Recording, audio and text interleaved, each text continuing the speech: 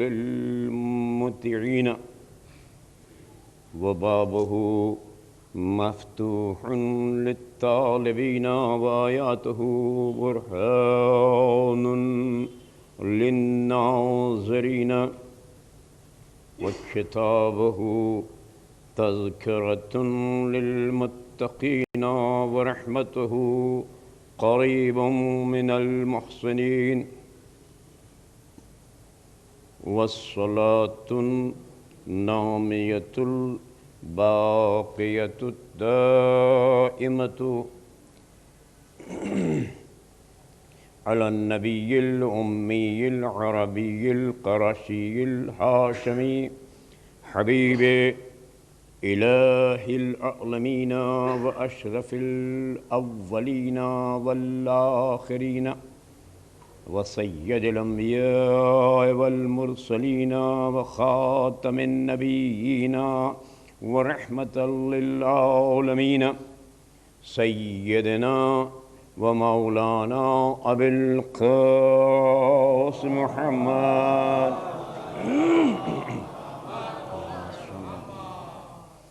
وأهل بيته الطيبين الطاهرين المعصومين المنتجبين المنتخبين لا سيما على وارث خلافة الإلهية والشريعة الخاتمية صاحب العصر والزمان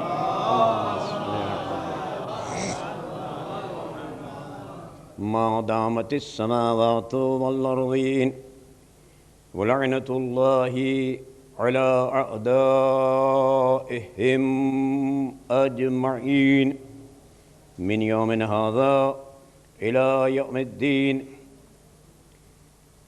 أما بعد فقد قال الله سبحانه وتعالى في كتابه المبين وهو أصدق الصادقين وقوله الحق بسم الله الرحمن الرحيم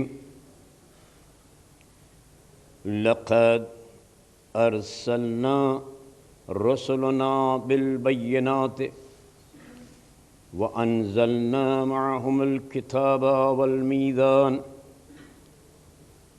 ليقوم الناس بالقسط وأنزلنا الحديد فيه بأس شديد ومنافع للناس وليعلم الله من ينصره ورسله بالغيب إن الله قوي عزيز الصلوات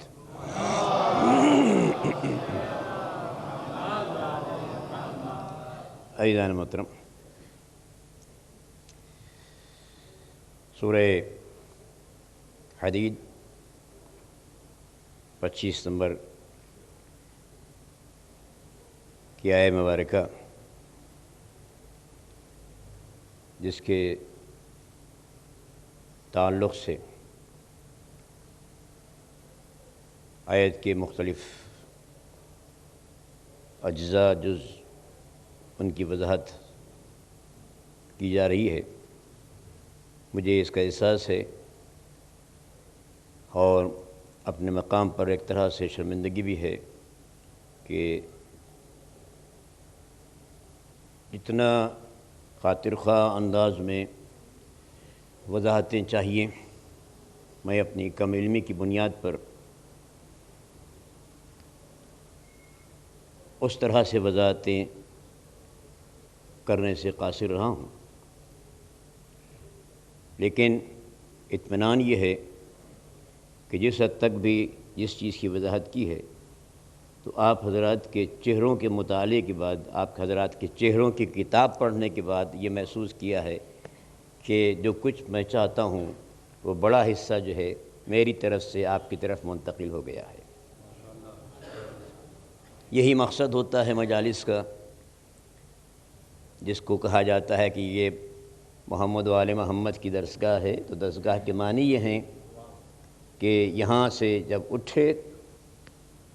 اٹھیں تو یہ خود دل اطمینان کا اظہار کرے، آپ کا نفس آپ کو مطمئن ہو کے کہے کہ ہم یہاں سے ثواب تو لے ہی رہے ہیں، لیکن علمی اعتبار سے بھی بالکل تہی دامن اور خالی نہیں جا رہے ہیں، بلکہ کچھ نہ کچھ ہم نے حاصل کیا ہے۔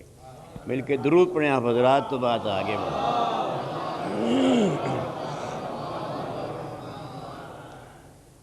کل کی ہماری مختصر گفتگو کتاب پر تھی، اور میں سمجھتا ہوں کہ کتاب کے تعلق سے، جو کتاب تمام انبیاء کو، تمام رسولوں کو دی گئی ہے، اس تعلق سے میرے تمام سامعین کرام نے اس حقیقت کو جان لیا ہوگا کہ ہر نبی جس کتاب کو لے کر آتا ہے، اس کو اصطلاح میں ہمارے یہاں معصومین کے ارشادات کی روشنی میں اس کو کتاب وجودی کہا گیا ہے، یعنی وہ علم کہ جو ان کے وجود کے ساتھ ہے۔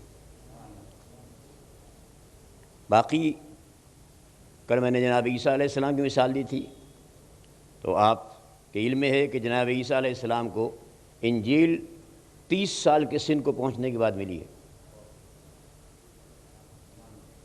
یعنی انجیل کا نزول جناب عیسیٰ کا جب سن 30 سال کا ہو گیا ہے تب ہوا ہے، اور اس سے پہلے بھی خود ان کا اعلان ہے کہ مجھے کتاب عطا کی گئی ہے۔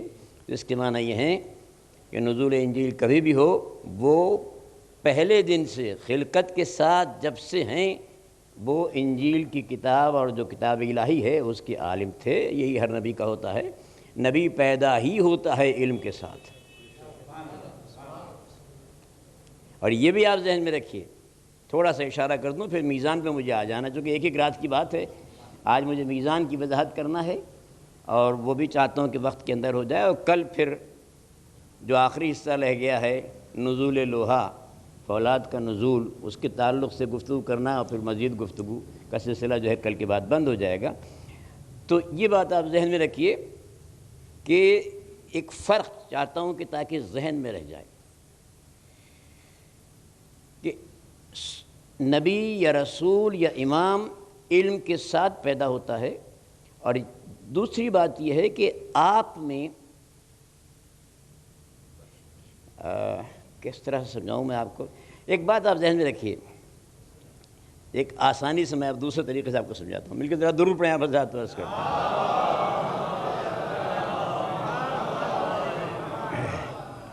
اس کو اس پیرائے سے دیکھیے کہ ہم اور آپ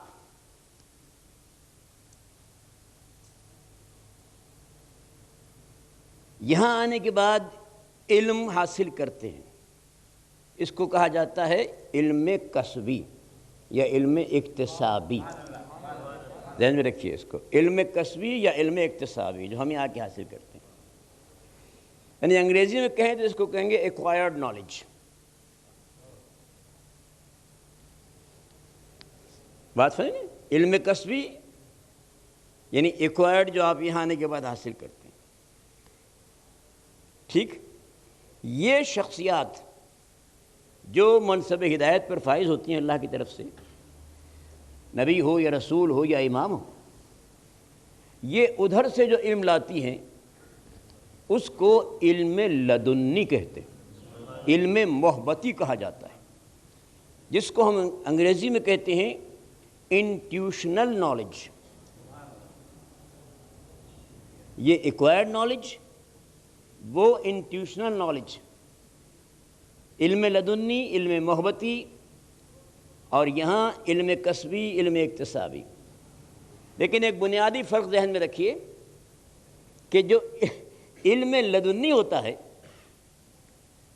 عجیب بات آپ سے کہہ رہا ہوں، لطف لیں گے انشاءاللہ، جو علم لدنی ہوتا ہے اس کا وصف یہ ہے کہ اس میں تحویل اور تبدیل والی بات نہیں ہوتی۔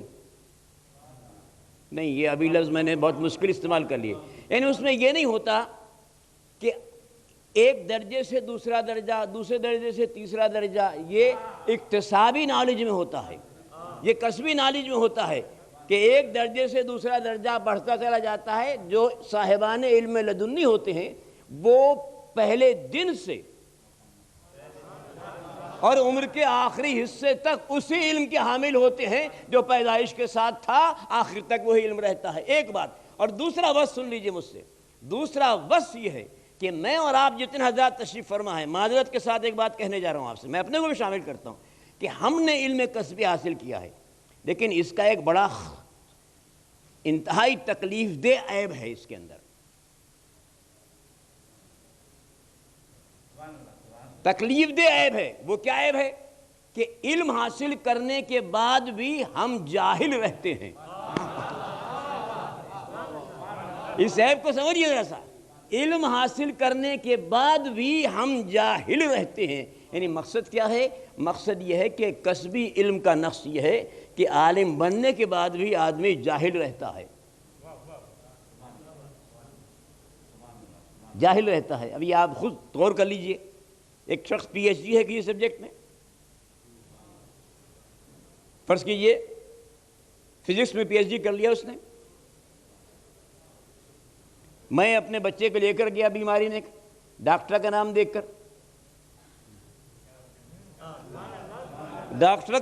کر، میں اپنے بچے کو لے کر گیا، دق الباب کیا، تشریف لائے ڈاکٹر صاحب.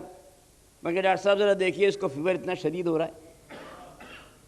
فوراً کہیں گے جناب آپ غلط سمجھ رہے ہیں، میں وہ ڈاکٹر نہیں ہوں. آپ نے سرسری سا سن لیا میرے جواب کو. میں وہ ڈاکٹر نہیں ہوں. نہیں، یہ شریفانہ انداز ہے اپنی جہالت کے اعلان کا.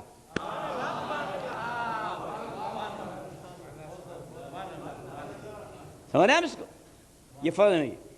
اور بس آخری بات ہے پھر میں میزان پر آؤں گا. اور جو ادھر سے علم لے کر آتا ہے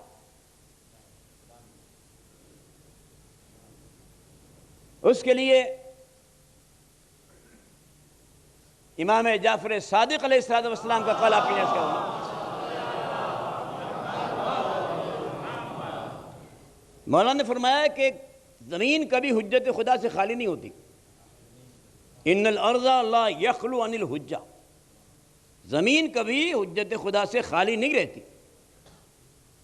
جیسے یہ فرمایا مولانا نے تو لوگوں نے پوچھا کہ فرزند رسول حجت خدا کو پہچانے کیسے؟ پہچانیں گے کیسے؟ اب سنیے مولا کا جواب، خدا کی قسم.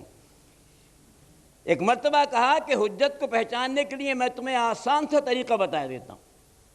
طریقہ کیا ہے؟ مولا فرماتے ہیں کہ الحجت من لا یقول لا ادری. حجت خدا وہ ہوتا ہے کہ جو کبھی کسی مسئلے میں یہ نہیں کہتا کہ میں نہیں جانتا.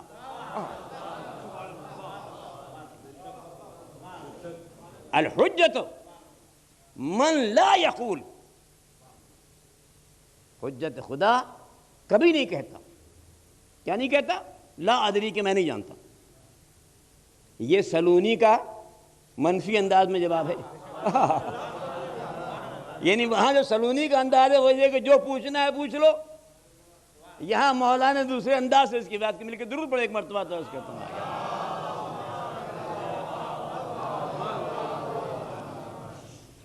آئیے عزیزان محترم، اب تو آپ نے فرق سمجھ لیا. کتاب کی حد تک یہ کتاب کے حامی لوگ ہیں، ہم ان جیسے نہیں، یہ ہم جیسے نہیں. آئیے ذرا سا آج ہمارا موضوع جو ہے وہ ایک دوسرا لفظ میزان. یہ میزان کیا ہے جس کے لیے مشیت نے اعلان کیا ہے؟ میزان کے لفظی معنی میں نے ترجمے میں پہلے دن عرض کیے تھے. میزان کہتے ہیں اس معیار کو یا اس پیمائش کے طریقے کو یا اس وزن کرنے کے طریقے کو، بلکہ اس انسٹرومنٹ کو کہتے ہیں جس سے کسی چیز کا وزن کیا جاتا ہے. ترازو ہم عمومی طور پر بولتے ہیں، گروسری وغیرہ میں جو استعمال ہوتی ہے اس کو میزان کہتے ہیں. یہ آپ ذہن میں رکھیے. لیکن صرف ترازو کا تصور نہ رکھیے، اس لیے کہ جنس کی نوعیت پر منحصر ہے.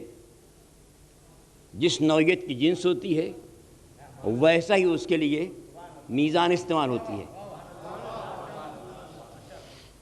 یہ تو آپ مجھ سے بہتر جانتے ہیں. اب میں وقت کو بچانے کے لیے عرض کر رہا ہوں. ٹھیک ہے نا؟ فاصلے کے لیے کچھ اور طریقہ ہے، یہ تو سب آپ کے ذہن میں، مجھے اس میں نہیں جانا ہے. اب اعمال کے لیے اللہ نے کہا کہ ہم نے اعمال کو جانچنے کے لیے بھی میزان رکھا ہے. اب یہ میزان کیا ہے؟ میں آپ کی خدمت میں ذرا سی وضاحت کر دوں، ایک اشارہ کر کے پھر ایک آیت پڑھوں گا، اس کے بعد پھر آپ سے گفتگو کروں گا. مجھے آپ سے سوالی انداز میں بات کرنا ہے، آپ ذہنی طور پہ آمادہ رہیے، جواب بھی چاہوں گا میں آپ کو. مجھے یہ بتائیے آپ کہ جو آپ نماز پڑھتے ہیں، ایک عمومی سی بات پوچھ رہا ہوں آپ سے، جو آپ نماز پڑھتے ہیں، اس نماز کے لیے آپ نے اس کے طریقے کے تعلق سے کس کا اتباع کیا ہے؟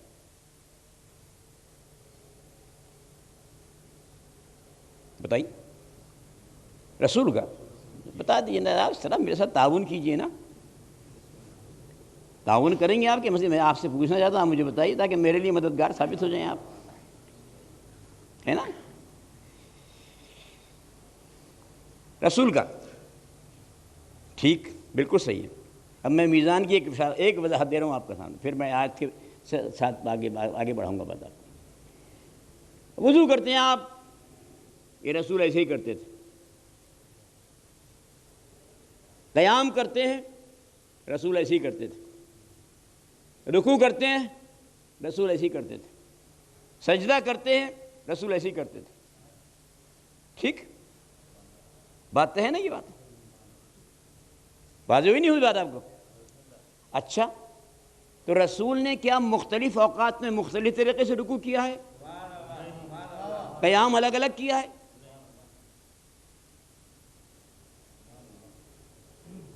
ایک ہی طریقے سے کیا نا.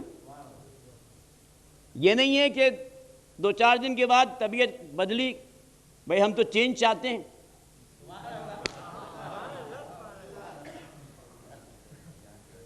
استغفر، ذرا دیکھیے میں آپ کو سمجھانے کے لیے بات کر رہا ہوں. رسالت کا مقام میرے پیش نظر ہے، عظمت رسالت.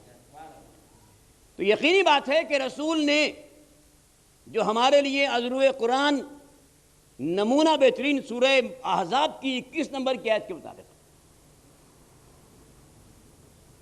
کیا ہم نے تمہارے لیے رسول کو بہترین نمونہ قرار دیا؟ تو اس رسول کے عمل کو ہم نے دیکھ کر ویسا عمل کیا. روزہ رکھتے ہیں تو ویسا رکھتے ہیں جیسا رسول رکھتا تھا. حج کرتے ہیں تو ویسا کرتے ہیں جیسا رسول کرتا تھا. نماز پڑھتے ہیں تو اب میں آپ سے ایک بات مزید کہنا چاہتا ہوں کہ جب یہ طے ہے کہ رسول نے جو کچھ بھی عبادت کی ہے، جو کچھ بھی طریقہ کیا ہے، جتنے احکامات پر عمل کیا ہے، وہ ایک طریقے سے کیا ہے، روز بدل کے نہیں کیا. ٹھیک ہے نا؟ ٹھیک ہے، بدل کے نہیں کیا. تو سوال یہ کہ جب بدل کے نہیں کیا تو نماز کے طریقے اتنے کہاں سے آ گئے؟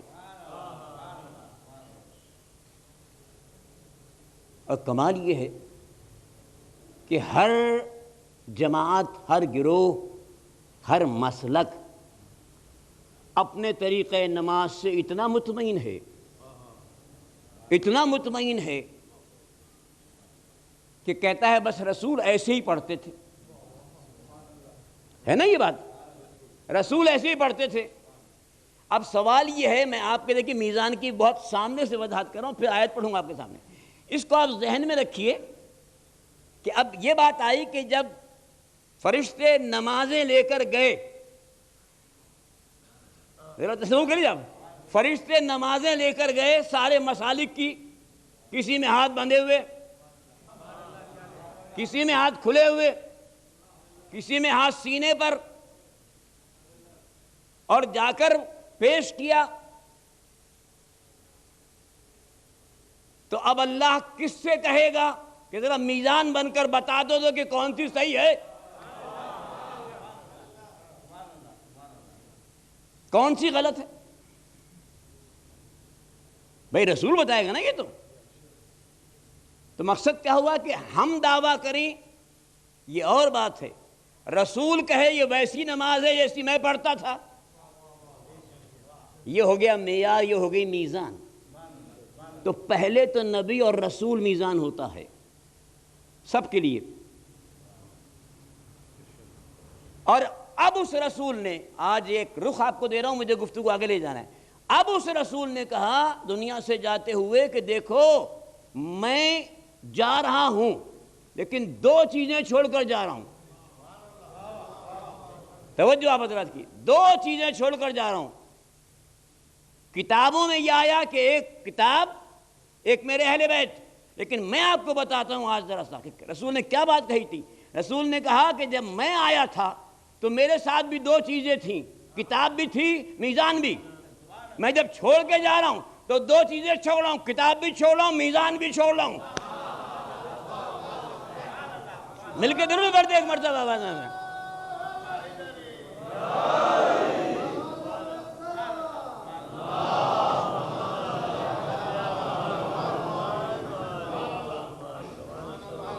اب سمجھ آئے آپ کے کہ میں تمہارے درمیان دو گرا قدر چیزیں چھوڑا ہوں، جو لایا تھا، جو ساتھ آئی تھی، کتاب بھی تھی، میزان بھی تھی، یہ دونوں میں چھوڑ کے جا رہا ہوں۔ اور یاد رکھنا، جس جس زمانے میں بھی تم نماز ادا کرو گے، روزہ رکھو گے، تمہارے زمانے کا امام، اس کے لیے میزان ثابت ہوگا، میزان ثابت ہوگا۔ اس لیے عزیزان محترم، مولا کائنات کی جو آپ زیارت پڑھتے ہیں، درود پڑھے ایک مرتبہ آواز میں،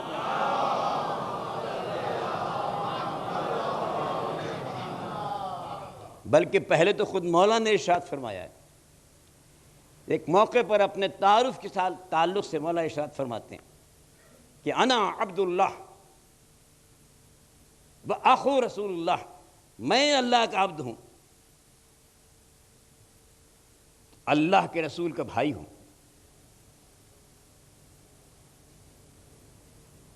انا امین اللہ وحجتہ وحجابہ ووجہہ وصراطہ ومیزانہ۔ میں امین اللہ بھی ہوں، حجت اللہ بھی ہوں، وجہ اللہ بھی ہوں، صراط اللہ بھی ہوں، میں میزان اللہ بھی ہوں۔ اور اسی لیے آپ زیارت میں پڑھتے ہیں السلام علیکہ، زیارت مولا کائنات کے لیے پڑھی جاتی ہے، السلام علیکہ یا میزان الاعمال ومقلب الاحوال، سلام ہو اس پر ہمارا کہ جو ہمارے اعمال کے لیے میزان ہے۔ بس عزیزان محترم، اب اس منزل تو آپ آ گئے، اب مجھے چونکہ وقت ظاہر ہے، میں چاہتا ہوں کہ وقت کے اندر ہی بات ہو جائے کہ تعارف سے پورا ثابت ہو جائے یہ بات کہ میزان، اتنی تو میں نے وضاحت کر دی، کم سے کم اس حد تک تو آپ کے سمجھ میں آ گیا کہ میزان کیا ہے، یہ آپ ذہن رکھیے گا۔ اب آئیے ذرا سا ایک مرتبہ درود پڑھیں آپ، تو میں 3 آیتیں آپ کے سامنے اس وقت۔ دیکھیے تمام حضرات سے گزارش ہے، میں وضاحتیں نہیں کر پاؤں گا چونکہ وقت کم ہے، اسے جلدی، میٹر بہت ہے لیکن وقت محدود ہے۔ سورہ محمد کی 3 آیتیں آپ کے لیے تلاوت کروں میں۔ ارشاد، بالکل پہلی آیتیں شروع کی، توجہ رکھیے گا ترجمے کے ساتھ، حیران کن مقام ہے قرآن مجید کا جو میں اس کرنے جا رہا ہوں سے۔ ارشاد رب العزت ہو رہا ہے، بسم اللہ الرحمن الرحیم، چونکہ آیت شروع ہو رہی ہے اس لیے میں نے بسم اللہ پڑھی جاتی ہے۔ الذین کفروا وصدوا عن سبیل اللہ اضل اعمالهم والذین آمنوا وعملوا الصالحات وآمنوا بما نزل على محمد وهو الحق کفر عنہم سیئاتہم ذالک بأن الذین کفروا اتبعوا الباطل وَأَنَّ الَّذِينَ آمَنُوا اتَّبَعُوا الْحَقَّ مِنْ رَبِّهِمْ كَذَلِكَ يَضْرِبُ اللَّهُ لِلنَّاسِ أَمْثَالَهُمْ۔ سنیے، حیرت میں پہلے آپ کو ڈالوں گا لیکن وضاحت نہیں ہوں گی، میں نے آپ سے پہلے کہہ چکا ہوں۔ ارشاد رب العزت ہو رہا ہے کہ الذین کفروا، وہ لوگ جو کافر ہیں، وہ لوگ جو کافر ہیں، وصدوا عن سبیل اللہ، اور کافر بھی ہیں اور صراط مستقیم پر دیوار بن کر اس طرف جانے والوں کا راستہ روکتے ہیں۔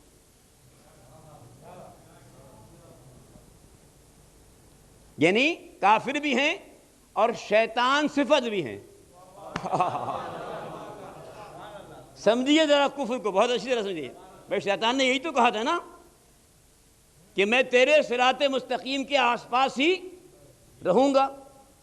یہ ترجمہ نہیں ہے کہ تیرے صراط مستقیم پر ہوں گا۔ صراط مستقیم پر دو ہی ہیں، ایک اللہ ہے، ایک اللہ کا رسول ہے، ازروع قرآن۔ بھئی اگر شیطان صراط مستقیم پر آ جائے تو بات ہی ختم ہو جائے گی۔ اب یہ موضوع الگ ہے بالکل، تو سنیے ذرا سا مجھ سے۔ الذین کفروا، جو کافر ہیں، وصدوا عن سبیل اللہ، اور لوگوں کو روکتے ہیں اللہ کے راستے کی طرف جانے سے، صراط مستقیم کی طرف جانے سے۔ سنیے مشیت کا اعلان، اضل اعمالہم، تو ہم نے ان کے نیک اعمال کو یہیں حبط کر دیا۔ اللہ کی طرف سے فیصلہ۔ آپ حیرت میں ہوں گے، یہ بڑا اہم مسئلہ ہے، مگر ظاہر ہے کہ میں صرف ایک وضاحت کر کے بات آگے بڑھاؤں گا۔ والذین آمنوا، ابھی آپ سے متعلق ہے، خدا کی قسم دیکھیے، والذین آمنوا وعملوا الصالحات، اور وہ جو مومن ہیں اور نیک اعمال کر رہے ہیں، وآمنوا بما نزل علی محمد وهو الحق من ربہم، اور ان کا یہ بھی ایمان ہے کہ جو محمد پر نازل ہوا ہے وہ حق ہے ان کے رب کی طرف سے۔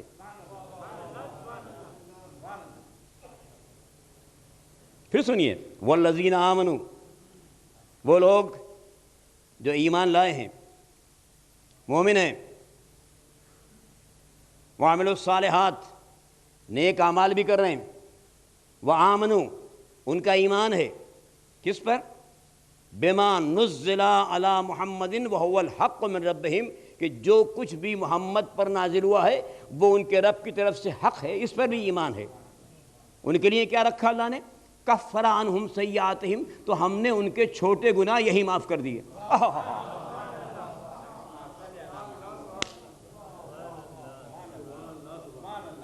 یعنی کافروں کے نیک کام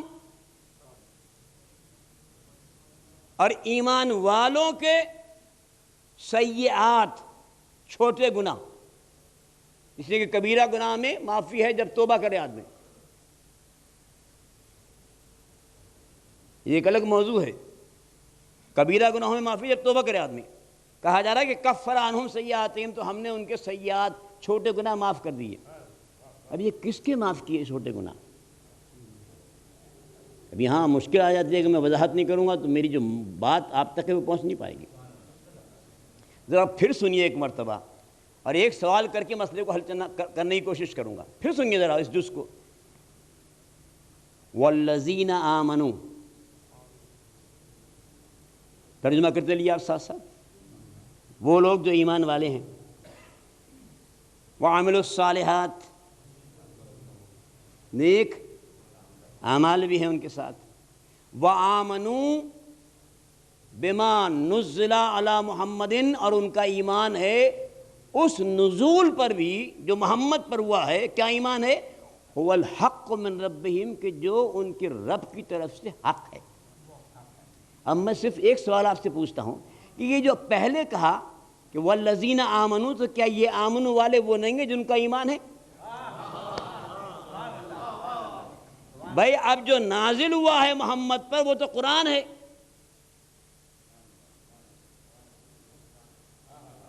میرا ذیل مجمع ہے، ذہن دیکھیے گا، جو نازل ہوا ہے محمد پر وہ تو قرآن ہے، اور بغیر قرآن پر ایمان لائے ہوئے کوئی مومن نہیں بن سکتا۔ اب میرا توجہ رکھیے گا ذرا سا، میں کہاں آپ کو لے جا رہا ہوں۔ بغیر قرآن پر ایمان لائے ہوئے کوئی مومن نہیں ہو سکتا۔ اور الحمدللہ سارے مسلمان کوئی بھی مسلک ہو ان سب کا ایمان ہے، سب کا ایمان ہے۔ تو اب یہ تو بات طے ہو گئی کہ جو مومن جن کو اللہ کہہ رہا ہے وہ دعوے دار نہیں ہیں۔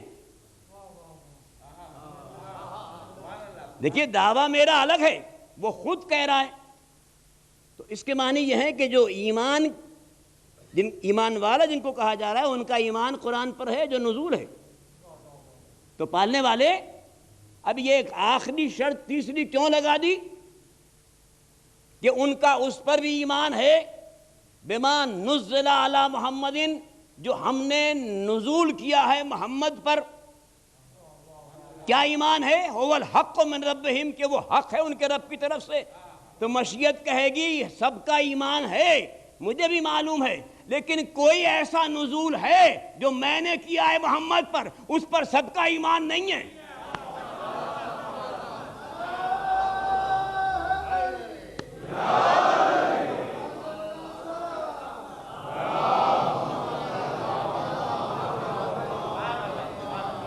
اور وہ تو اس نزول کو معمولی نہ سمجھنا، اتنا اہم نزول ہے کہ ہم نے حبیب سے کہہ دیا تھا حبیب اگر یہ نہ پہنچایا، مل کے درود پڑھ دیا ایک مرتبہ۔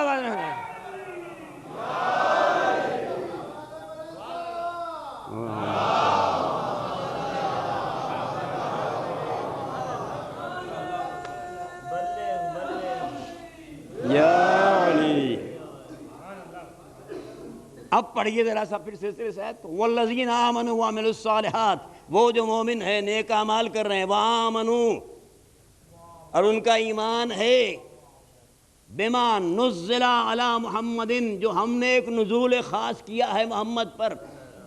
کیا ایمان ہے؟ هو الحق من ربہم، کہ وہ حق ہے ان کے رب کی طرف سے، ان کی ہم نے سیئات یہی معاف کر دیے۔ یعنی سیئات کی معافی تیسرے ایمان سے متعلق ہے، نہیں بول گیا آپ نے؟ سیئات کی معافی تیسرے ایمان کے ساتھ مشروط ہے، پہلے ایمان کے ساتھ نہیں۔ بات ہو رہی ہے آپ کی؟ اچھا آئیے ذرا سا آگے بڑھاتے ہیں۔ ایک تو مسئلہ ذرا سا رہ گیا، کسی نے مجھ سے پوچھا ہی نہیں یہاں پہ کہ بھائی یہ کافروں کے ساتھ اللہ ایسا سلوک کیوں کر رہا ہے؟ بیچارے نیک اعمال تو کر رہے ہیں۔ ہے تو سوال اپنی جگہ پر، اگر میں اس سوال میں الجھ جاتا ہوں، لیکن بہرحال ضروری ہے، ذمہ داری ہے میری۔ مومنوں کے ساتھ یہ سلوک ہے، کافروں کے ساتھ وہ سلوک ہے۔ نیک اعمال ذہن میں آتا ہے، اکثر سوال بھی کر دیتے ہیں لوگ کہ صاحب ایک کافر ایک نہر بنواتا ہے، تو یاد رکھیے گا آج بس 2 لفظیں دے رہا ہوں، آپ کو بتاؤں گا نہیں، اس پہ آپ خود غور کیجئے گا۔ دیکھیے 2 چیزیں ہیں مشیت کی طرف سے، ایک ہوتا ہے صلہ، ایک ہوتا ہے جزا۔ از روئے قرآن 2 باتیں ہیں، ایک ہے صلہ، ایک ہے جزا۔ کافروں کو ان کے نیک اعمال کا صلہ یہاں مل جاتا ہے، اور اتنا مل جاتا ہے کہ قرآن کہہ رہا ہے کہ وہ خوش ہو جاتے ہیں کہ جتنا ہم نے کیا نہیں تھا اس سے زیادہ مل گیا، ان کے لیے جزا نہیں ہے۔ مومنین کے لیے صلہ بھی ہے،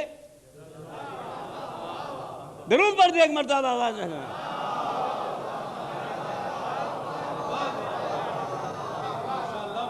مختصر پیرا میں وقت اتنا ہی تھا، وقت اتنا ہی محدود تھا، میں نے دونوں لفظ ہیں دیکھیں، صلہ اور جزا۔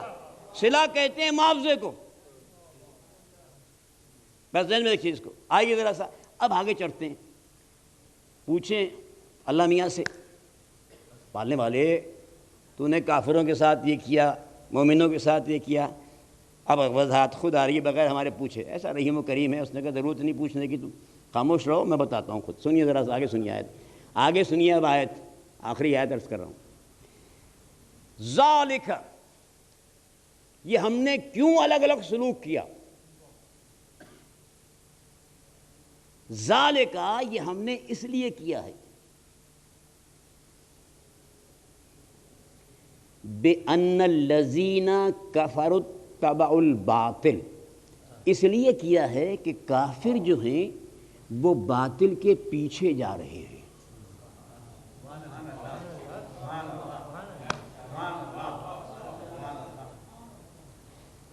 یہ کم سے کم 4 شبوں میں بات ہونی چاہیے تھی، مگر مجھے تو آج ختم کرنا ہے. بحث رکھیے گا کیوں کیا ہے ایسا ہم نے؟ اس لیے ذالکا، اس لیے کیا ہے ہم نے ایسا کہ کافر جو ہے وہ باطل کے پیچھے جا رہا ہے. وَأَنَّ الَّذِينَ آمَنُوا اتَّبَعُوا الْحَقَّ مِنْ رَبِّهِمْ، اور مومن جس کے پیچھے جا رہے ہیں وہ حق ہے، حق بھی ان کا بنایا ہوا نہیں ہے، اللہ نے اسے حق بنا کر بھیجا ہے. ضرور پڑھ دے ایک مرتبہ آواز میں.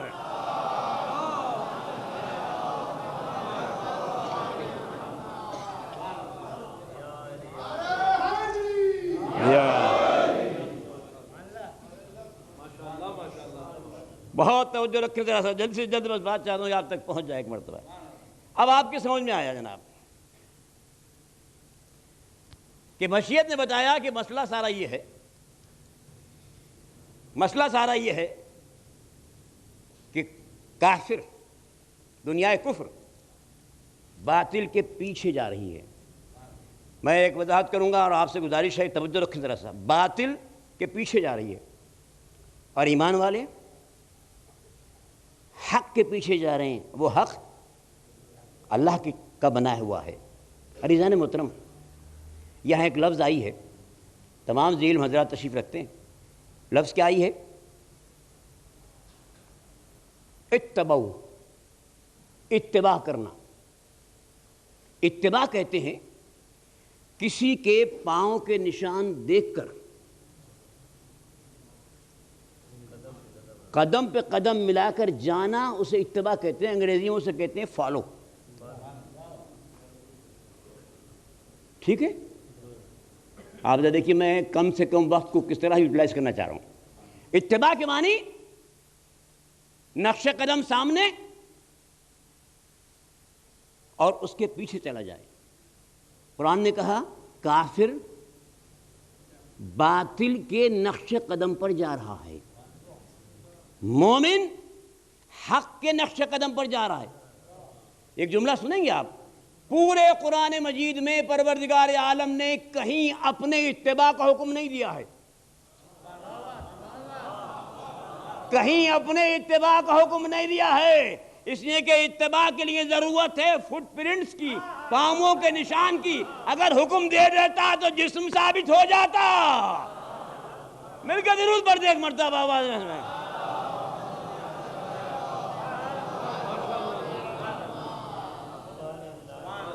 اس لاجک کو دیکھیے. اب آپ سمجھ میں آئے آپ کی بات کیا مسئلہ ہے صاحب؟ مسئلہ بتایا اللہ نے کہ مسئلہ یہ ہے کہ کافر باطل کے نقش قدم پر جا رہا ہے اور مومن حق کے نقش قدم پر جا رہا ہے. بس عزیزان محترم، میں نے یہ بار بار جملے دہرائے ہیں. ان کے دہرانے کا مقصد یہ ہے کہ جو میں کہنا چاہتا ہوں کم سے کم جملوں کے اندر، لفظوں کے اندر آپ تک پہنچ جائے. تو یہ تو طے ہو گیا اس وضاحت کے بعد کہ باطل کوئی لفظ نہیں ہے، حق کوئی لفظ نہیں ہے، یہ کردار ہے.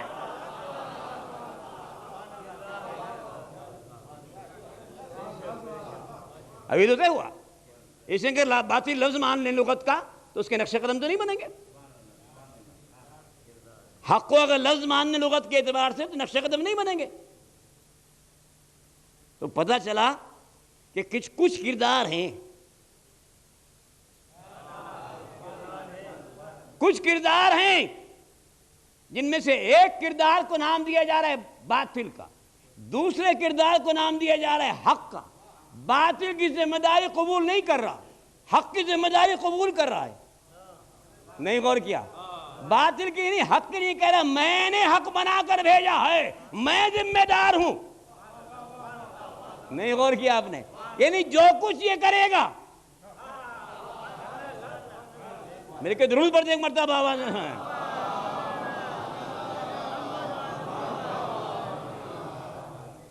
آئیے ذرا سا بات جلدی سے، بہت تیزی سے میں چاہتا ہوں. اب آپ نے تھوڑا سا ایک آئیڈیا لے لیا آیت کا، میں نے وضاحت نہیں کی زیادہ. پہچان گئے حق کیا ہے باطل کیا ہے، کردار ہیں یہ. ٹھیک طے ہو گئی نا یہ بات. مشیت نے کیا کہا؟ اب میں وضاحت پھر دوبارہ کر رہا ہوں تاکہ سب کی سمجھ میں آ جائے.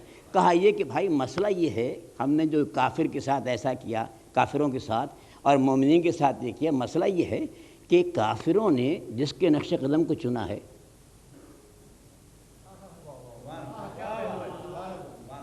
اصل میں انتخاب کا معاملہ ہے. میں اشتراز کروں، وقت ہو تفصیل سے بتا دوں. اصل میں انتخاب کا معاملہ ہے. انہوں نے جس کو چنا ہے اور مومنین نے جس کو اختیار کیا ہے وہ ہمارا ہے.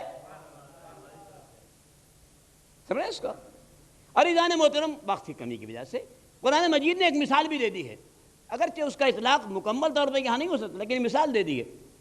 اور آپ مل کے ضرور پڑھیں تو میں قرآن سے مثال عرض کرتا ہوں آپ کے سامنے.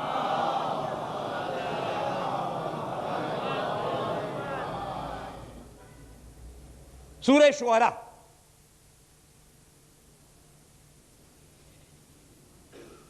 مقام وہ ہے کہ جہاں جناب موسیٰ علیہ السلام رات کی تاریکی میں بنی اسرائیل کو مصر سے لے کر نکلتے ہیں. جلدی سے بتا رہا ہوں آپ کو. مصر سے لے کر نکلتے ہیں رات کے اندھیرے میں. فرعون کے جاسوس جب جناب موسیٰ علیہ السلام نکل رہے تھے تو فرعون کے جاسوسوں نے دیکھ لیا، جا کر فوراً خبر کی فرعون کو.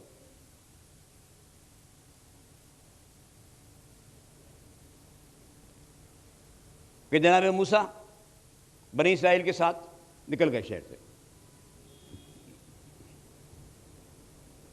بس جیسے ہی فرعون کو خبر ہوئی فوراً حکم دے دیا لشکر تیار ہو جائے، اس لیے کہ دونوں کو نکل کے نہیں جانا چاہیے. توجہ رکھیں ذرا صاحب. اب آگے جناب موسیٰ، یہ میں تصویر کشی آپ کے سامنے کروں قرآن کی. آگے جناب موسیٰ، پیچھے بنی اسرائیل، ان کے پیچھے فرعون، فرعون کے پیچھے لشکر. ٹھیک. صبح نمودار ہوئی، صبح کے آثار سامنے آئے، روشنی پھیلی. اب میں آپ کے سامنے یہاں سے آیت پڑھ رہا ہوں، تفسیر بعد میں 61 نمبر کی آیت جو تفصیل دیکھنا چاہے اس سے پہلے پڑھیں گے. سورۃ الشعراء کی 3-4 آیتیں چھوٹی چھوٹی، 61 62 63 64 67 تک یہ واقعہ ہے پورا، بلکہ 69 تک جا رہا ہے. میں آپ کے سامنے 61 سے شروع کر رہا ہوں. بہت توجہ دیں ذرا سا. قرآن نے کہا کہ جب روشنی ہوئی تو بنی اسرائیل نے جو اپنی حالت دیکھی تو کیا دیکھا کہ سامنے نیل سمندر ہے، پیچھے فرعون کا سمندر ہے.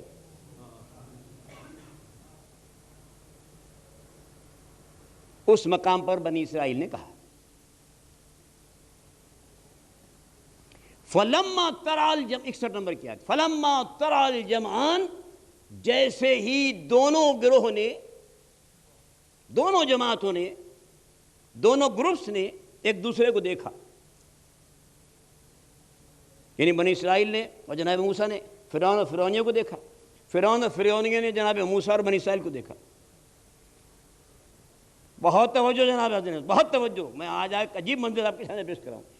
قال اصحاب موسیٰ، موسیٰ علیہ السلام کے اصحاب نے کہا. میرا ذیل مجمع ہے، پورے قرآن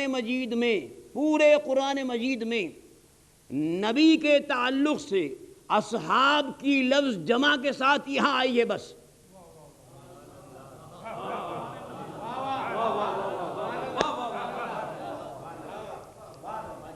بھئی علمی انداز کی بات ہے، یعنی مشیت نے نہ معلوم کیوں مصلحتاً لفظ اصحاب رکھ دی ہے. سنیے ذرا سے مجھ سے. قال اصحاب موسیٰ، موسیٰ کے اصحاب نے، صحابہ نے موسیٰ سے کہا. کیا کہا؟ انا لمدرکون، اے اللہ کے رسول ہم تو پکڑ لیے گئے. آگے سمندر بھائی مدرکون دیکھ لیے گئے, پکڑ لیے گئے. مدرکون کی لفظ معنی ہمیں دیکھ لیے گئے نہیں, مقصد پکڑ لیے گئے. اب میں آپ سے ایک بات کہتا ہوں, ذرا سا مجھے بتائیے, تھوڑا سا تعارف کرا دوں اس لیے چاہتا ہوں یہ بات کہنا. مجھے یہ بتائیے کہ اگر آپ کو یا مجھے ایسا موقع ہوتا اور ہمیں پورا عرفان ہوتا نبی اور رسول کا, تو ہم کبھی ایسا جملہ کہتے؟ نہیں غور کیا ہم نے. یعنی معرفت رکھنے والا نبی اور رسول کا کبھی یہ جملہ کہہ ہی نہیں سکتا تھا, لیکن قرآن کہہ رہا ہے کہ اصحاب تھے.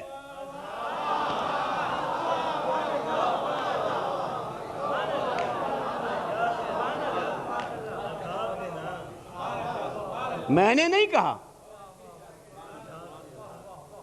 قرآن نے کہا قال اصحاب موسیٰ, موسیٰ کے اصحاب نے کہا.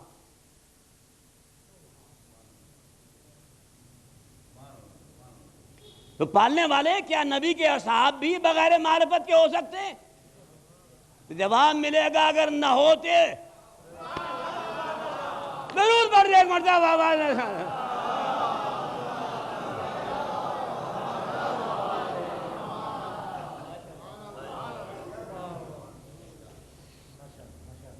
اب تو سمجھا آپ کے؟ اب کیا خیال ہے, اللہ تو اصحاب کہہ رہا ہے, آپ انہیں اصحاب کہیں گے؟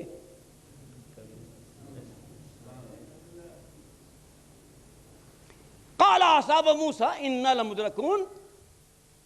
قرآن نے کہا کہ موسیٰ کے, جناب موسیٰ علیہ السلام کے اصحاب نے کہا نبی اللہ پھنس گئے. یعنی عام زبان کہیے اس کو سمجھانے کے لیے.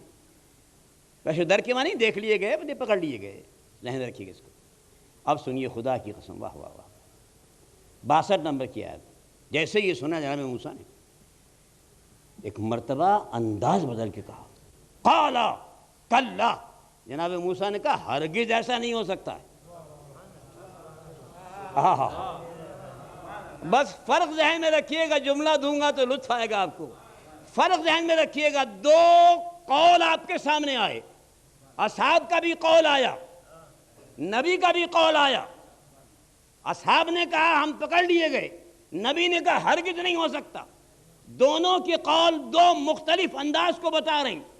یعنی کیا بتا رہے ہیں؟ اصحاب کا قول بتا رہا ہے کہ اضطراب تھا, بے چینی تھی, بے سکونی تھی. نبی کا قول بتا رہا ہے اطمینان تھا. درود پڑھ دے ایک مرتبہ آواز میں.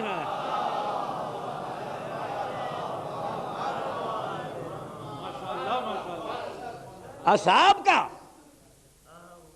انداز بتا رہا ہے کہنے کا کہ اضطراب تھا, بے چینی تھی, بے سکونی تھی. اور نبی کا انداز بتا رہا ہے مطمئن تھے, دل مطمئن تھے. یہ اللہ نے مثال کیوں دی ہے کہ اگر کہیں کوئی اور ایسا واقعہ نبی کے ساتھ آ جائے.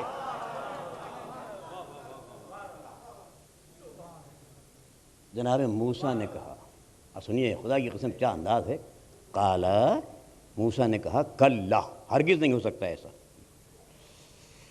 ہرگز ایسا نہیں ہو سکتا ہے. کیوں؟ خدا کی قسم یہ ہے مقام. دیکھیے انا معی ربی سیہدین. سنو, میرا رب میرے ساتھ ہے. نہیں غور کیا آپ نے؟ عجیب بات کہہ دی جناب موسیٰ نے. یہ نہیں کہا ہمارا رب ہمارے ساتھ ہے. ذرا ذہن میں رکھیے گا, انا معی ربی, میرا رب معی میرے ساتھ ہے.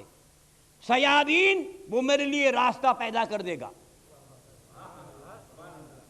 اب ذرا ذہن میں رکھیے وہ میری بات کہ حق کے پیچھے جاؤ گے نجات ہے, باطل کے پیچھے جاؤ گے ہلاکت ہے. جناب موسیٰ نے کیا کہا؟ میرا رب میرے ساتھ ہے, وہ میرے لیے راستہ پیدا کر دے گا. تو میں تو اپنے رب کی وجہ سے بچوں گا, اور تمہارا بچاؤ اس میں ہے کہ اگر میرے پیچھے رہو گے. بچ جاؤ گے. چھوڑ کے چلے گئے. میں نے جملہ کہہ دیا, میرے پیچھے چلو گے تو بچ جاؤ گے, چھوڑ کے چلے گئے.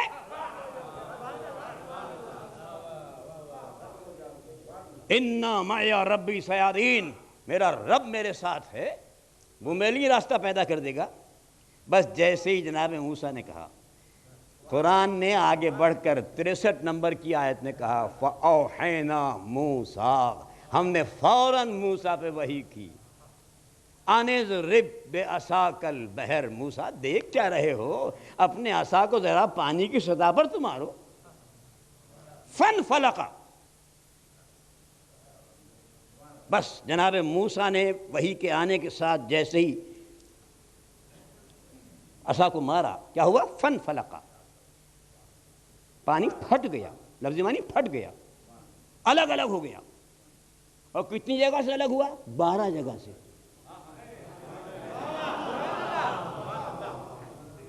بنی اسرائیل کے 12 قبیلے تھے, پھٹا 12 جگہ سے. اور کہا قرآن نے, کیا استعارہ استعمال کیا ہے کہ پانی پھٹ کر الگ ہو گیا اس طرح سے. قرآن کا استعارہ سنیے کہ جیسے کسی نے پانی میں لوہے کی مضبوط لمبی کیلیں ٹھوک دی ہوں.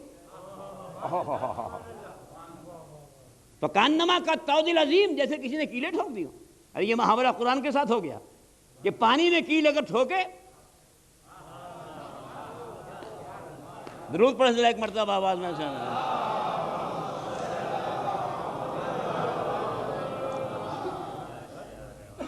ٹھیک ہے, اب سنیے ذرا سا. وَأَنْجَيْنَا مُوسَىٰ وَمَنْ مَعَهُ أَجْمَعِينَ, ہم نے موسیٰ کو بھی نجات دے دی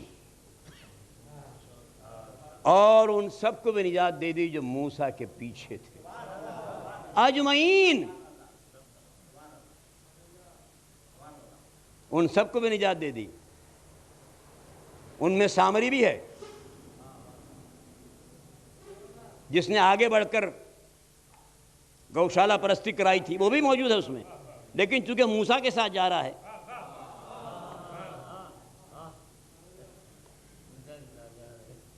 اور اس کے بعد کہا کہ جو پیچھے آ رہے تھے ثم اغرقنا الاخرین, جو ان کے پیچھے آ رہے تھے ان سب کو ہم نے نیل میں غرق کر دیا. فرعون بھی ڈوبا, فرعون کا لشکر بھی ڈوبا. اب عزیزان محترم, ایک بات آگے اب ذرا سا بات کو بڑھاؤں گا تاکہ آپ کی سمجھ میں فلسفہ آ جائے. یہ بات, یہ مثال میں نے قرآن سے اس لیے دی تاکہ ذہن میں آئے کہ جانا اگر صحیح رہنما کے ساتھ ہو, صحیح رہنما کا انتخاب کر کے جا رہے ہوں, تو کبھی کبھی مشیت مثال دے کے بتا دیتی ہے کہ بھئی دیکھو اگر صحیح رہنما کے ساتھ جا رہے ہو تو یہ صورتحال ہو جاتی ہے. مگر ایک بات میں آپ سے کہتا ہوں, مجھے ایک نقطہ ذہن میں آ رہا ہے, جلدی سے پھر بات آگے بڑھاؤں گا. دیکھیے, جگہ ایک ہے, وقت ایک ہے, نوعیت واقعہ ایک ہے, اثر دو ہیں. ایک نجات پا رہا ہے, ایک غرق ہو رہا ہے. ٹھیک, بالکل صحیح نا. اچھا یہ بتائیے مجھے آپ کہ جو انداز اختیار کیا ہے قرآن نے, اس میں 2 گروہ ہیں, جناب موسیٰ اور فرعون. تو جناب موسیٰ کی تعریف ہے نا, مدح ہے نا, اور فرعون کی مذمت ہے نا, اور دونوں قرآن میں ہیں. تو دونوں کو پڑھ کے ثواب ملے گا نہیں ملے گا؟ عجیب بات کہہ رہا ہوں آپ سے, ذرا سوچئے. یعنی مدح جہاں ہے قرآن کے اندر, اس کو بھی پڑھ کے ثواب ملے گا. مذمت جہاں ہے قرآن کے اندر, اس کو بھی پڑھ کے ثواب ملے گا.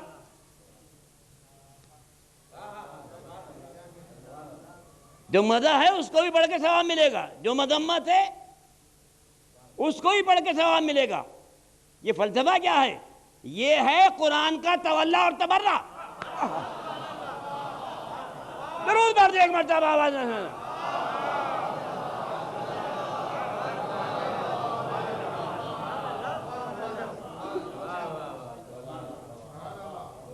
بھائی جن کی ہم مدح کر رہے ہیں تم بھی کرو، جن کی ہم مذمت کر رہے ہیں تم بھی کرو۔ بس عزیزان محترم، یہ مختصر سی ایک مثال میں نے آپ کے سامنے دی۔ اب اس چیز کو سامنے رکھنے کے بعد اب آئیے میزان کی طرف واپس چلتے ہیں۔ سورہ، بس آخری بات عرض کروں آپ سے، وقت بالکل میرا جو ہے مسائل کی منزل کے قریب آ گیا ہے۔ سورہ بنی اسرائیل 71 نمبر کی آیت، یوم ندعو، بہت مشہور آیت، کل اناس بامامہم، قیامت میں ہر گروہ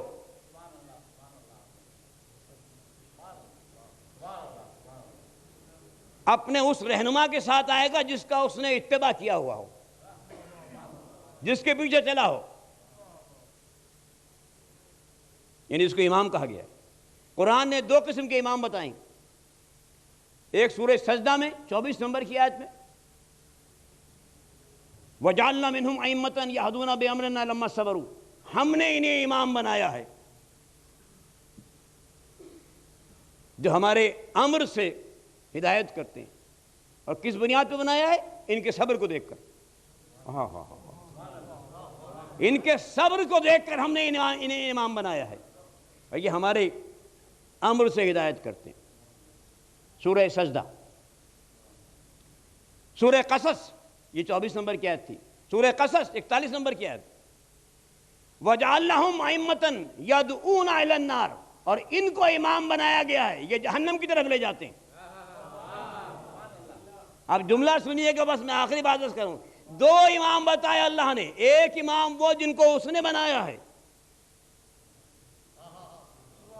ایک امام وہ جن کے لیے کہہ رہا کہ بنائے گئے ہیں۔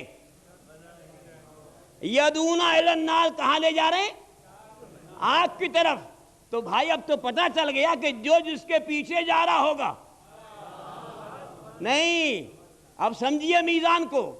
میری سمجھ میں یہ آیا ہے مسئلہ کہ مشیت اب پیچھے آنے والوں کو نہیں دیکھے گی، بلکہ دیکھے گی کس کے پیچھے جا رہے ہیں۔ اگر جنتی ہے سب جنت میں،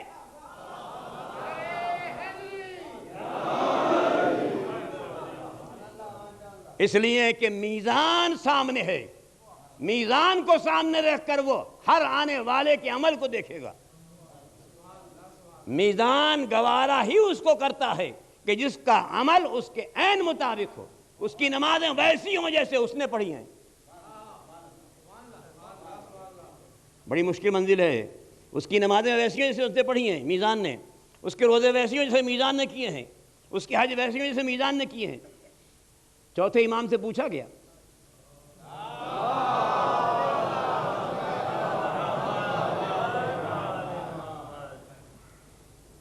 امام زین العابدین علیہ السلام سے،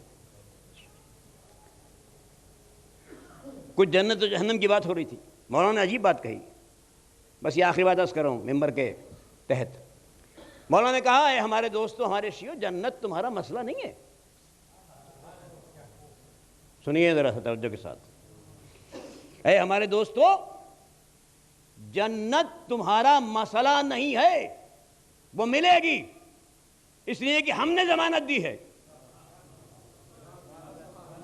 ہم ضامن ہیں، ملے گی۔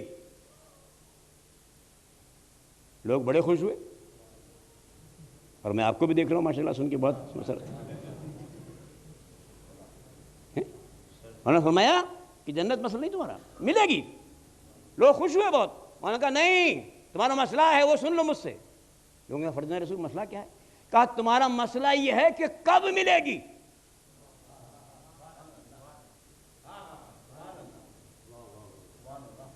اب لوگ چونکے، کہا تمہارا مسئلہ یہ ہے کب ملے گی۔ تو لوگوں نے کہا مولا کب ملے گی؟ کہا سنو، تم میں سے ایسے بھی ہوں گے کہ جن کو 1,00,000 برس جہنم میں گزر جائیں گے تب ہم شفاعت کریں گے۔ یہ مولا کائنات کا بھی ہے، مولا کائنات کی وضاحت بھی ذہن میں رکھیے گا اس کو، وہاں بھی یہی لفظ ہے بالکل۔ کسی نے پوچھا تھا کہ مولا موت کیا ہے، مولانا نے اس کی وضاحت کی ہے۔ اب ظاہر ہے اس موقع کو نہیں چاہتا کہ وقت نہیں ختم ہو گیا میرے پاس۔ مولا فرماتے ہیں کہ تمہارا مسئلہ یہ ہے کہ تم میں سے بہت سے ایسے ہوں گے کہ جن کو لاکھ برس جہنم میں گزر جائیں گے تب ہم شفاعت کریں گے۔ لوگ گھبرا گئے، ہاتھ جوڑ کے کسی نے پوچھا فرزند رسول یہ کون لوگ ہیں؟ کہا یہ وہ لوگ ہیں کہ جو جان بوجھ کر نماز کو ترک کرتے ہیں۔ کہا پہلے انہیں اس کی سزا ملے گی، پھر ہم شفاعت کریں گے۔ پھر کسی نے پوچھا فرزند رسول وہ طریقہ کیا ہے کہ فوراً جنت مل جائے؟ کہا ہاں وہ طریقہ بھی میں بتاتا ہوں۔ کہا وہ طریقہ یہ ہے کہ تم میں سے جو اپنے برادر مومن کی کسی ضرورت کو قبل اس کے کہ وہ بیان کرے پورا کرتا ہے، کسی برادر مومن کی ضرورت کو اس کے ظاہر کرنے سے پہلے، اس کے اظہار سے پہلے پورا کر دے، تو اس کے لیے یہ ہے کہ اب آنکھ یہاں بند ہوگی، جنت پہ کھل جائے گی۔ درود پڑھ دے ایک مرتبہ۔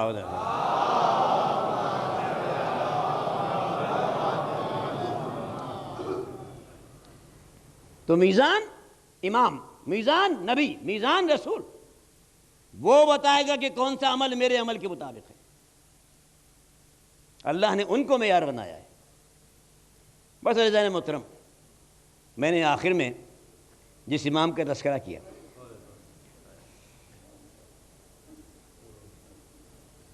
آج کی حد تک مختصر پیرائے میں میزان کی وضاحت کے ساتھ جس امام کا میں نے آخر میں تذکرہ کیا،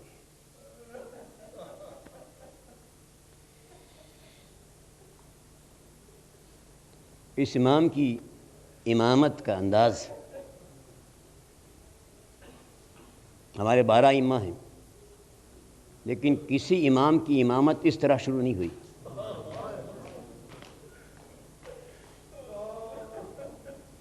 امامت کی ابتدا کے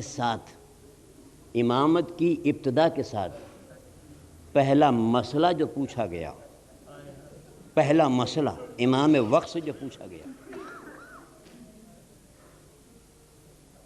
پوچھنے والا کون؟ کوئی معمولی نہیں، وہ پھوپھی پوچھ رہی ہے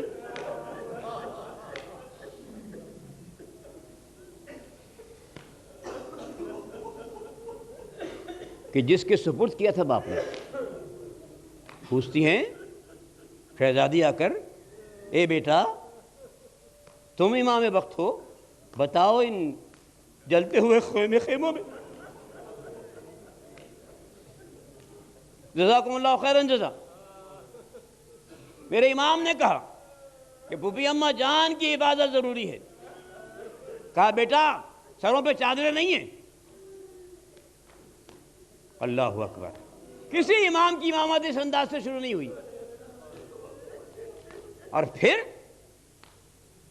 کسی امام کی امامت کی ابتدا ایسے نہیں ہوئی کہ امام کو لٹے ہوئے قافلے کا، امامت کی آغاز کے ساتھ قافلہ سالار بنایا گیا ہو، اور اس شان سے یہ قافلہ جا رہا ہو کہ امام وقت کی کبھی نظر پڑتی ہو تو بابا کا سر نظر آتا ہو۔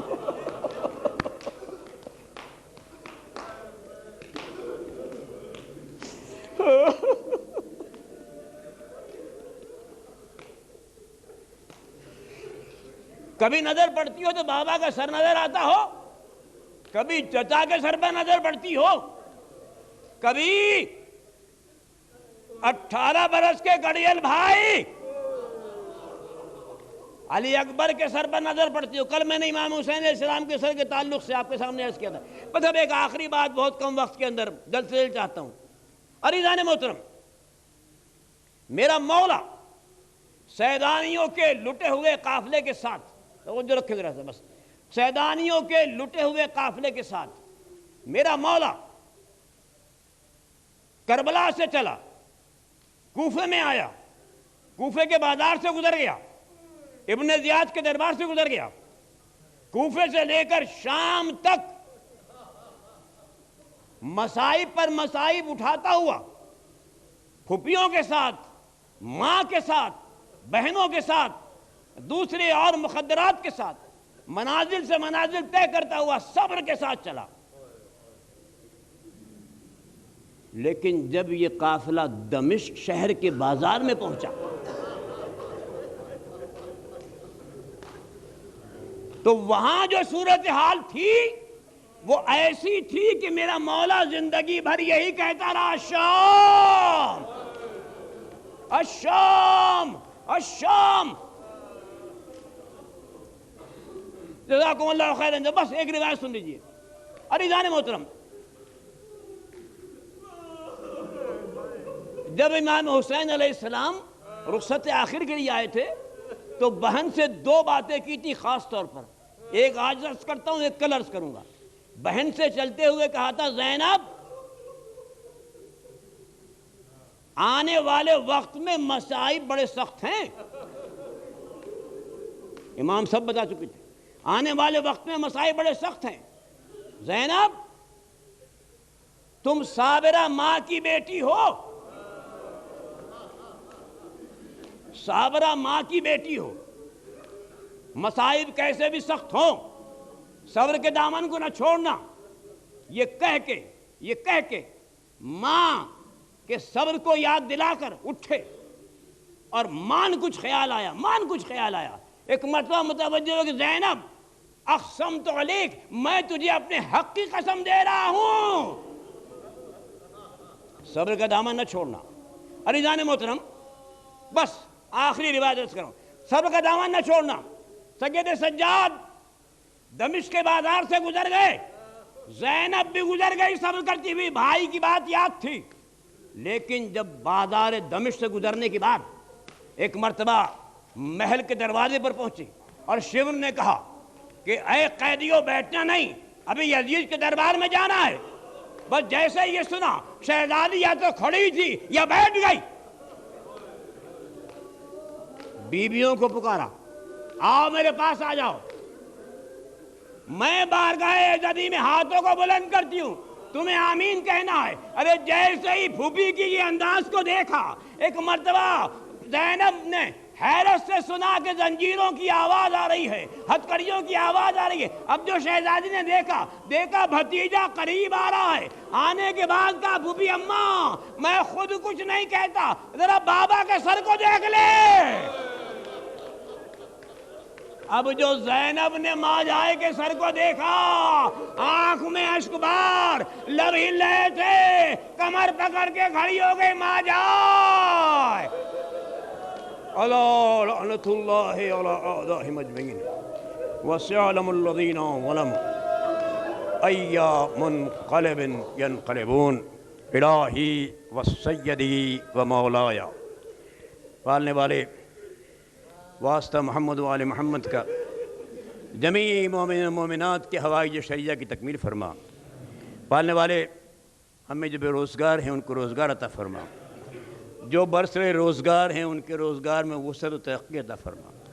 الخصوص ہمارے برادران جن کے توسط سے میں یہاں اس وقت آپ کے سامنے ہوں، یعنی حسین ساجوانی صاحب اور فواز ساجوانی صاحب، ان کے کاروبار میں، ان کے وسائل رزق میں اضافہ فرما. پالنے والے جمیع مومنین و مومنات کے لیے ان کی روزی کو برکت قرار دے. پالنے والے ہمیں ان راہوں سے محفوظ رکھ کہ جو شیطنت کی طرف جاتی ہو. پالنے والے ہمیں ان اعمال سے محفوظ رکھ کہ جس کو ہمارے مولا کے لیے صدمے کا سبب بنے. ہمیں ان امور کے انجام دینے کی توفیق عطا فرما کہ جس سے ہمارا امام ہم سے راضی ہو جائے. پالنے والے ہم میں جو مقروض ہیں ان کے قرض کی ادائیگی کی سبیل پیدا فرما. جو بے اولاد ہیں ان کو اولاد صالحہ عطا فرما. جو صاحبان اولاد ہیں ان کی اولاد کو نیک اور صالح قرار دے. جو متمنی ہیں اولاد نرینہ یعنی بیٹوں کے، ان کو بیٹے عطا فرما. جو مومنین و مومنات اپنی بیٹیوں کے سلسلے سے پریشان ہیں، اپنے فضل و کرم سے ان کے لیے کف پیدا فرما. پالنے والے ہم سب کو، تمام مومنین و مومنات کو دنیا کے کسی بھی گوشے میں ہوں، ان سب کی جان و مال، عزت و آبرو کی حفاظت فرما. پالنے والے ہمارے علماء کرام، ہمارے مجتہدین، ہمارے ذاکرین، ہمارے مراجع، ان سب پر اپنا فضل و کرم فرما. ان کی جان و مال، عزت و آبرو کی حفاظت فرما. ہمیں زیادہ سے زیادہ توفیق عطا فرما کہ ہم اپنے مراجع سے بہتر سے بہتر طریقے پر استفادہ حاصل کر سکیں۔ پالنے والے تمام مکتب تشیع کے جہاں جہاں بھی لوگ ہیں ان پر خصوصی فضل و کرم کر، ہمارے مرحومین کی مغفرت فرما، ہمیں جو بیمار ہیں ان سب کو صحت کاملہ عطا فرما، جو صحت مند ہیں ان کی صحت کو طول عطا فرما، پالنے والے عزاداری سید الشہداء کو فروغ عطا فرما۔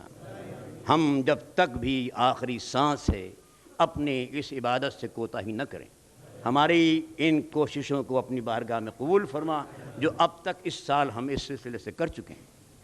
ربنا تقبل منا انک انت السمیع العلیم۔